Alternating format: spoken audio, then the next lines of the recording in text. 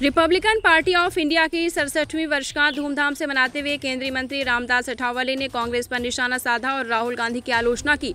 Republican party of India की 67वीं वर्षगांठ आज उत्तर सतारिया के तालीम संघ मैदान में मनाई गई। इस कार्यक्रम में केंद्रीय मंत्री रामदास अठावले और महाराष्ट्र से बड़ी संख्या में रिपब्लिकन पार्टी के कार्यकर्ता शामिल हुए।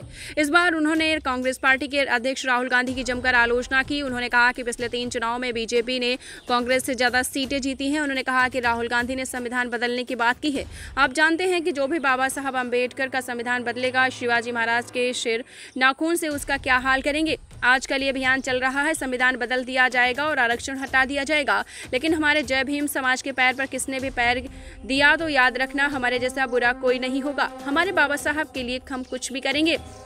आरपीआई के आया बाग और अब तेरे को आई जाग। तुमको मेरे बाबा साहब के विचारों के बगीचे को पुष्पित करना चाहते हो। अगर कोई बाबा साहब का विरोध करेगा तो अगर आग हमारे पास है, हम आग से कम नहीं हैं, लेकिन हमें आग लगाना नहीं सिखाया जाता है। सतारा से एफएसी न्यूज़ नेटवर्क के लिए जुबैर शेख और मुन्ना मुजावर की खास रिपोर्ट।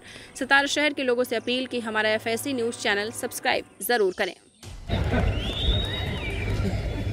आपल्याला निवडून यायचं असेल तर दुसऱ्या जाती जमातीने आपल्याला सोबत आणायचं, सगळ्या जाती धर्माच्या लोकांना सोबत आणायचं।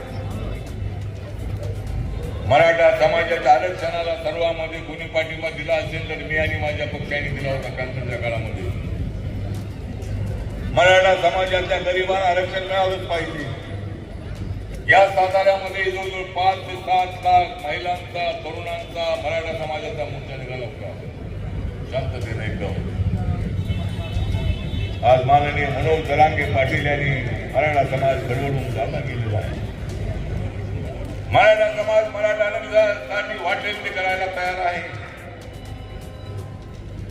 मराठा समाजाला आरक्षण मिळालं पाहिजे ही आमची मागणी आहे।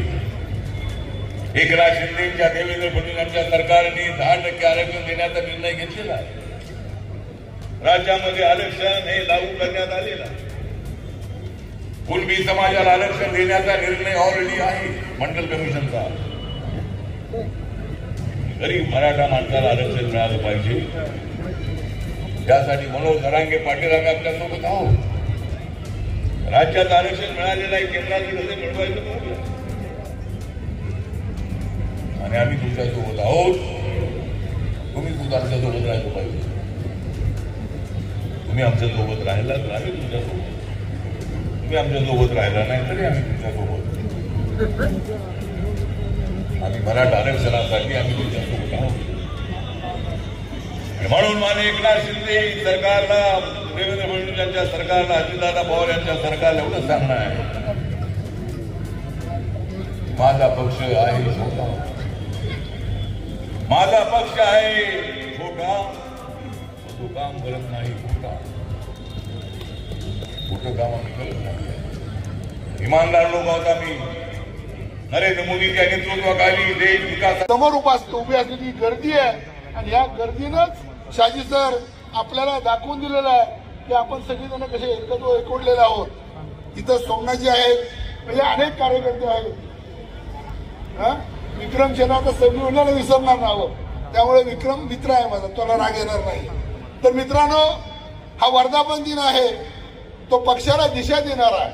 हा वर्धापन दिन आहे अटल साहेबांची ताकद मजबूत करणारा। हा वर्धापन दिन तुमच्या स्वप्नातला पक्ष उभा करणारा। हा वर्धापन दिन ऊसधारक शेतकऱ्याला सत्तेत नेणारा आणि सत्तेत नेऊन सन्मानाने उभं करणारा हा वर्धापन दिन ठरावा, म्हणून हा केलेला आटापिटा आहे।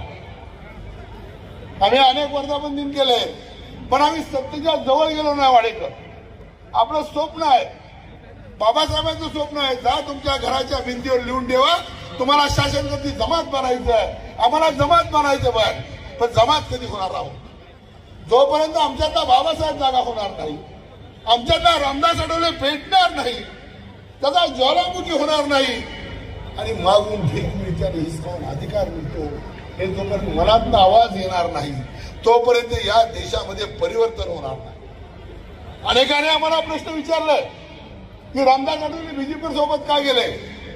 मी माझ्या भाषणामध्ये अनेकदा सांगतो की डॉक्टर बाबासाहेब आंबेडकरांनी त्यावेळेला सांगितलं होतं की काँग्रेस हे जळतं घर आहे, पण तरी पवार साहेब डॉक्टर बाबासाहेब आंबेडकरांनी काँग्रेसमध्ये मंत्रिमंडळ स्वीकारलं होतं. कारण बाबासाहेब म्हणाले जरी काँग्रेस जर असलं, जर मी आत गेलो नाही तर मी माझ्या समाजाला न्याय देऊ शकणार नाही, आणि न्याय द्यायचा असेल तर मला बोल्ड व्हावं लागेल आणि अविचारी लोकांच्या सोबत सुद्धा जाऊन इथलं सरकारमध्ये सामील व्हावं लागेल.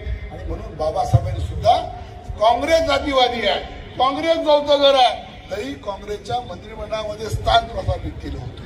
का केलं?